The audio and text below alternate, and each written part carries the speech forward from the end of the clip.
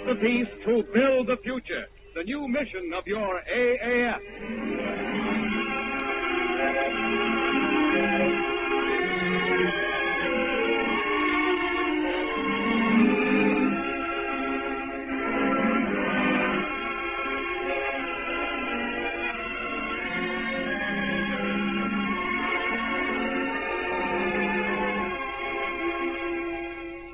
Peace is the end of war, but not the battle. Peace is no negative thing. It is vital, positive, and precarious. To guard it is a constant vigil. That is the mission of your Army Air Forces. And to bring the American people an authoritative and frank and up-to-the-minute report on the progress of that mission each week is the function of this program, your AAF. Through our on-the-spot reporters at home and abroad, you will hear the latest official news on demobilization plans. The story of our occupation air forces direct from your men overseas. The secrets of America's astounding scientific achievements in the air and how they will affect your peacetime future. And tonight, for the first time on the air, the 3 Doolittle Fliers just liberated from a Japanese prison camp.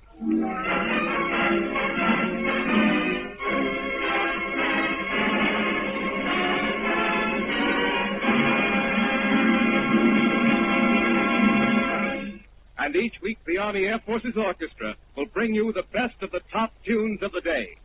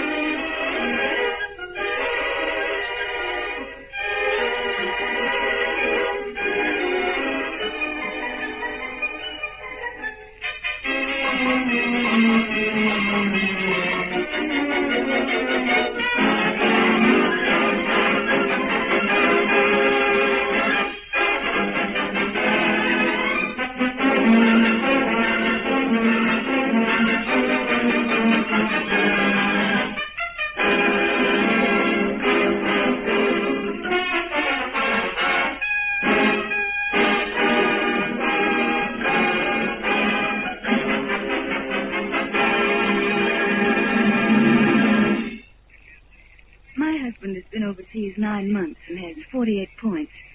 How soon can he come back to me? I just got drafted in the Air Force last month, and I guess I'm going over. But I haven't any special training. What good will I be overseas? They say we got pilots that fly without a pilot. Are they kidding? What does that mean? Sure, we built the biggest Air Force in the world, but now it's all over. What are we going to do with all those planes? Yes, the people want to know, and they are entitled to the answer.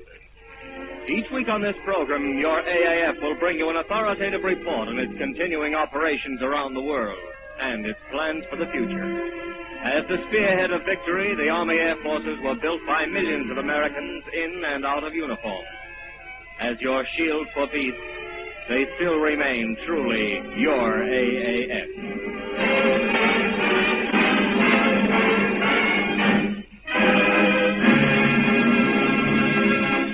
And while the men gather in the corners of the earth to start that long, sweet journey back, their closest link with home is still the radio and music. Music in the form Americans they know best. Now the orchestra and Jerome Kern's All the Things You Are.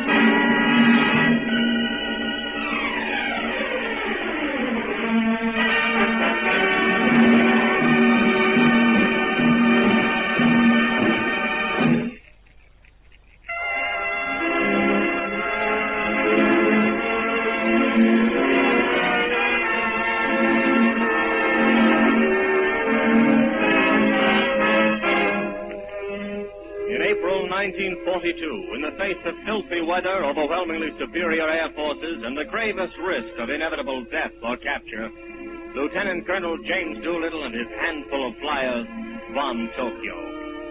On that raid were Lieutenant Chase Nielsen of Hiram, Utah, Lieutenant Robert Hite of Earth, Texas, and Sergeant Jacob DeShazer of Madras, Oregon.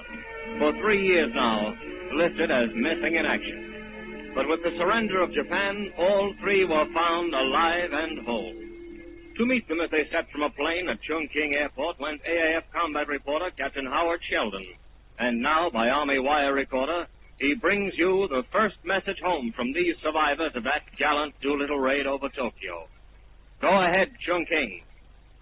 Lieutenant Nielsen, before we ask you one or two questions, is there anyone you'd like to talk to on this wire recorder? Anyone you'd like to deliver a personal message to? I think you've earned the right to break a radio rule here.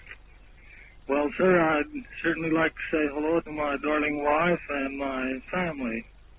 It's been a long time I've been away from home, and I'll certainly be glad to get back with them. And back with the rest of you good old American Yankees. I know they'll be very, very glad to hear that. What's the first thing in the line of food? I know your food hasn't been too good that you want to obtain when you get back to the States. One large T-bone steak and a good helping of French fries. How about the other courses? What do you want with that? Well, I haven't quite decided yet, but it will be plenty. I certainly hope you get it. What was your job aboard the B-25, Lieutenant Nielsen? I was a navigator. Did you ever have any doubts while you were in prison camp as to the outcome of this scrap? No, sir, I have never had any doubt because I know the cooperation that American people have. Thank you very much, Lieutenant. I'm going to turn the microphone over to AAF reporter Corporal J. Miltner, who will interview the enlisted man of this crew. Hello, Corporal. Hello, I'm sergeant now. You're a sergeant now. My ear. It's a long time it's a long, hard way to make sergeant, but I finally made it. Well, good. Tell me, what was your position on the ship? Bombardier. Bombardier. And when you get back to the States, what do you want most of all? Cheeseburger. Anything else? More see my mother. Well, that's fine. What was your civilian occupation? Turkey raiser. A turkey raiser. Do you plan to go back to that when you get back in the States? No. I guess I'll go back to preaching now. Oh, I see. Well, tell me, is there anything that you want to say to your family? We're breaking all rules of radio, but I think it's very appropriate at this time that you come out and say what you feel toward your family, wife, or sweetheart. So go right ahead. Well, Mother, I'm sure glad I'm alive, and I suppose you are, too. Well, thank you very much, Sergeant. And now back to Captain Sheldon. Our next interviewee is Lieutenant Robert L. Hite of Earth, Texas. And when did you first hear the news of Japan's surrender, Lieutenant Hite? I first heard the news of the surrender on the 15th day of August. Where were you at the time? I was in Peking, sir. Did the Japanese advise you of that? Yes. They came into your cell and told you? Is that how they did it? They took us out to take a shower, and they said, well, today the war is over. And needless to say, you were very, very happy. Now, Lieutenant, I want you to go ahead and talk to whomever you wish. Just say it right into this microphone, and we hope that they catch it over the radio back in the States. Go ahead. Hello, Yankees. Hello, Mother and loving family. I'm coming home. That was the first radio message home from 3 survivors of the Doolittle raid, picked up by Army wire recorder in Chungking.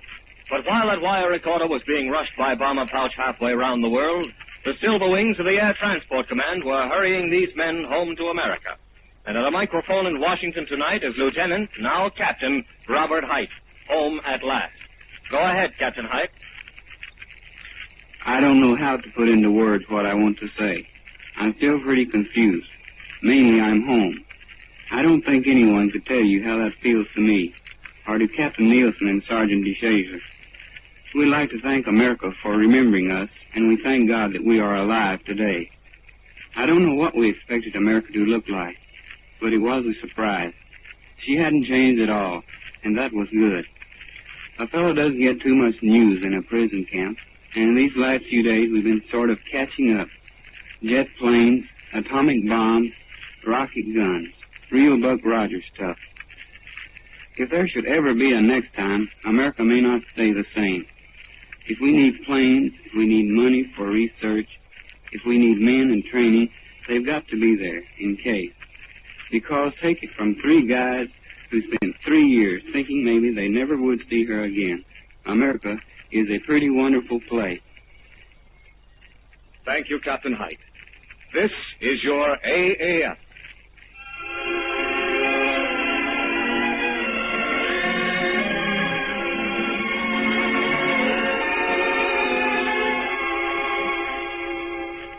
Join us next week for a half hour of music by the AAF Orchestra and singing voices, first-hand news of your men in the service, and authoritative reports of our continuing operations to keep the peace, to build the future, the mission of your AAF.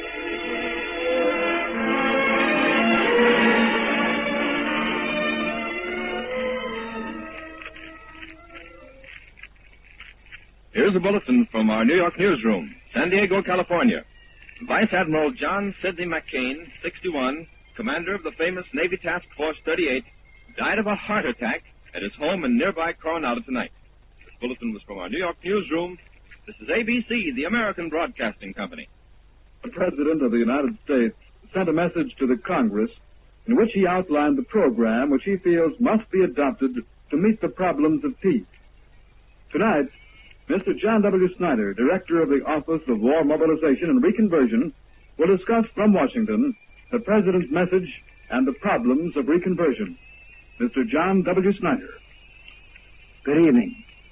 We have now begun to work towards the goals for which we fought the war. The enemy would have destroyed our way of living if he could. Fortunately, we have destroyed the enemy. We have proven the strength of the democratic system. Now we can get on with our job of building a greater America with greater opportunities for everyone. We're all working on that job. The Congress has cut short its well-earned vacation to put into force a strong legislative program that will speed the transition from war to peace. Today, President Truman has laid his recommendations before the Congress. Some of the legislation recommended is intended to meet the immediate needs of our economy. Some of it has a longer-range view.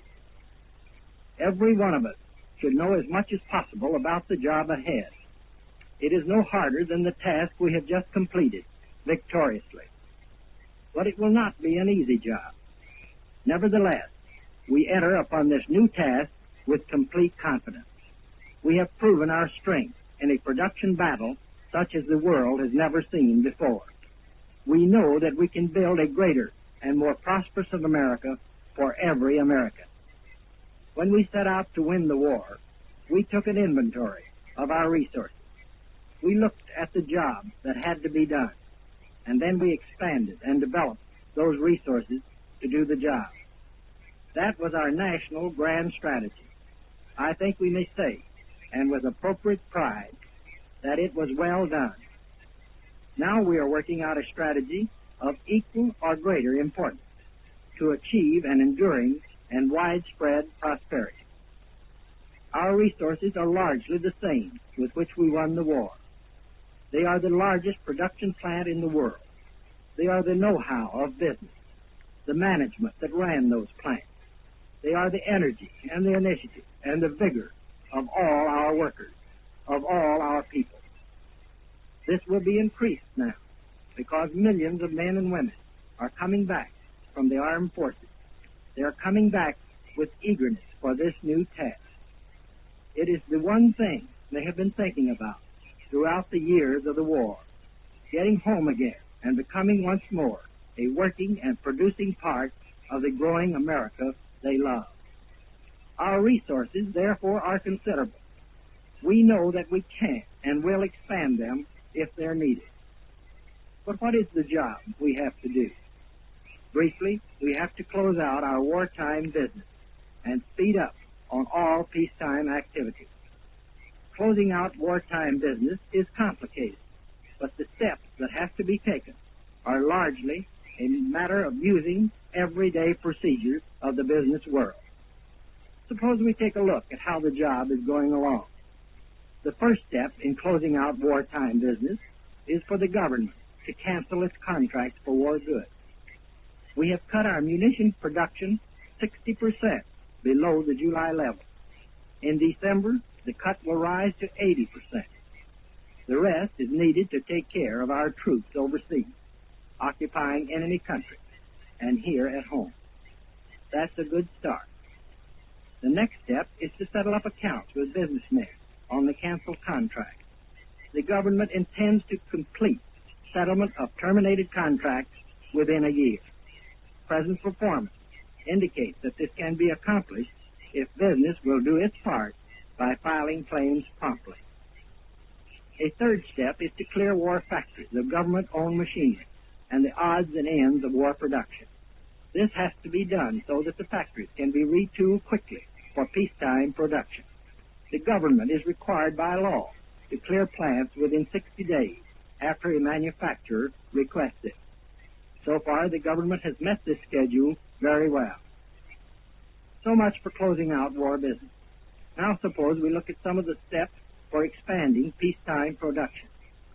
First of all, the men and women who produce the goods for war have to be free to return to peacetime jobs and peacetime production.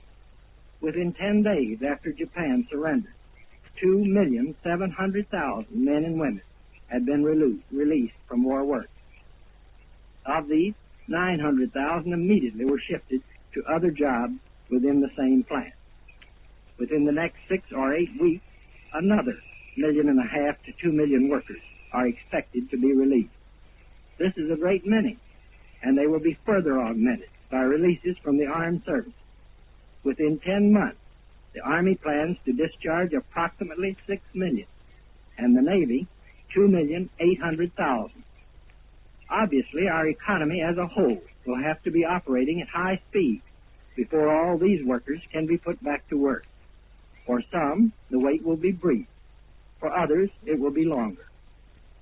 In his message today, the President recommended to Congress that the United States Employment Service continue for the present to operate as a national chain of offices until the shift of war workers and veterans to peacetime jobs is safely made. These offices are important in helping to bring jobs and job hunters together quickly. Only by filling all jobs and filling them as quickly as they become vacant can we be really sure that we will move swiftly through the transition to peace.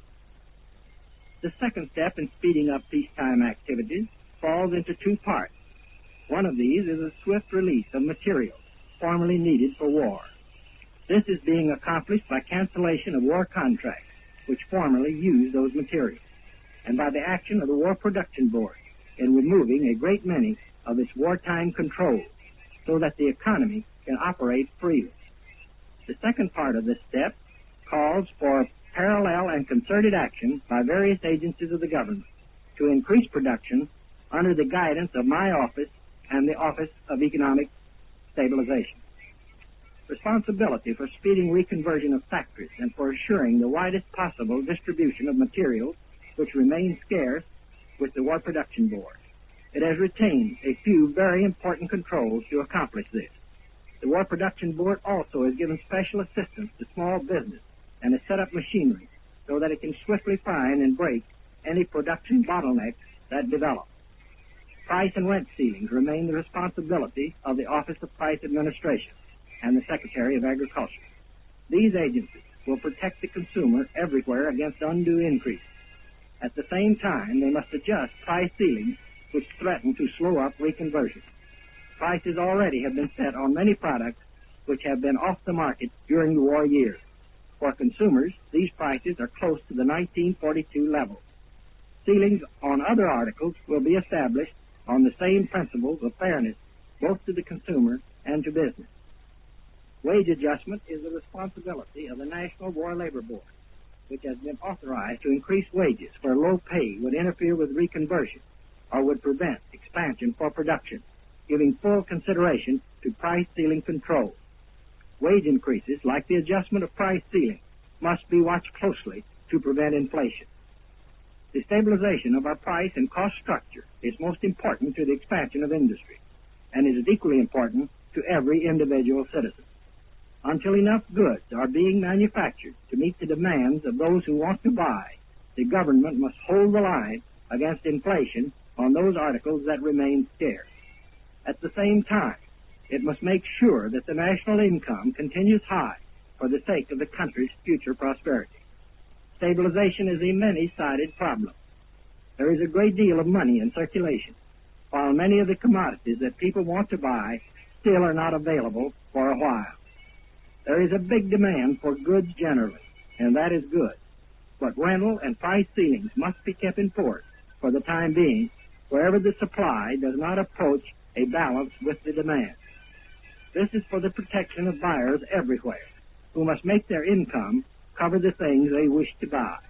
It is also for the protection of business, which must be sure its cost, and which would be equally damaged by runaway prices.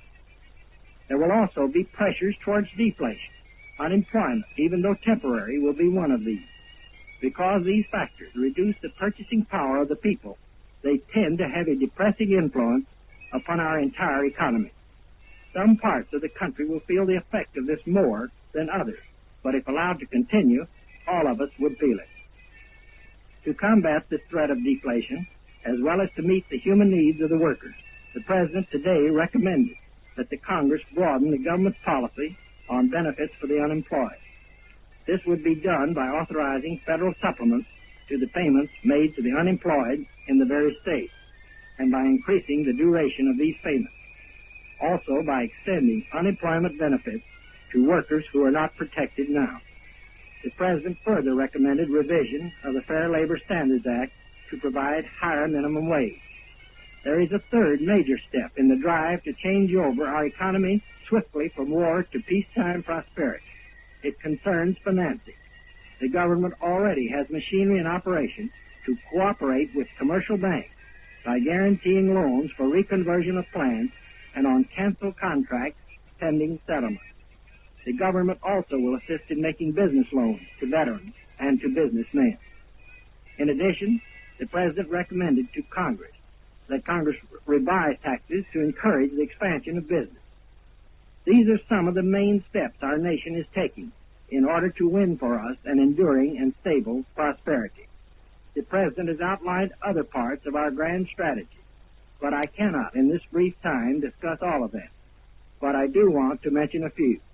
The President has endorsed legislation that would recognize full employment as the economic goal of our country. He has recommended appropriations for state aid roads, for planning public works for the future, and for resuming slum clearance in cooperation with local government and private industry. For agriculture, the President has requested the continuation of the price support and crop insurance programs and the stimulation of export trade. Special assistance has been recommended for small business. These acts by the Congress and the operation of the executive agency under the leadership of President Truman provide the framework in which the government will work for the speedy transition to peacetime production. We are going ahead. We're going to build a greater America with greater opportunities for every American. There is no mystery about the way this will be done. We, every man and woman of us, will do this job in the same way that we won the war. We will apply to it every human and material resource of the nation. We have made a good beginning, but we must continue to appraise the situation realistically. So far, we have only begun the task of changing our economy from war to peacetime prosperity. I know that some of us feel that after the long grind of the war, we would like to take things a little easy for a while. I wish this were possible. However, it is no more possible now than it would have been possible to win the war if our armies had stopped at the German border or we had quit fighting at Iwo Jima. We have to keep pushing day by day to get the machinery of production rolling and to build the great America we all want. Yes, we have made a good start, but we shall need the combined efforts of all of us to finish the job. The government will do its full share, mindful of the interests of the whole people, it will assist each group to do its part in bringing the nation from war to an enduring and prosperous peace. Thank you, Mr. Snyder. Ladies and gentlemen, as you know, today the President of the United States sent a message to Congress in which he outlined the program which he feels must be adopted to meet the problems of peace. And this evening from Washington, D.C., we've had the pleasure of listening to Mr. John W. Snyder, Director of the Office of War Mobilization and Reconversion, discussing the President's message to Congress on the problems of peace. Mr. Snyder spoke to you from the studios of WMAL in Washington, D.C. This is ABC, the American Broadcasting Company.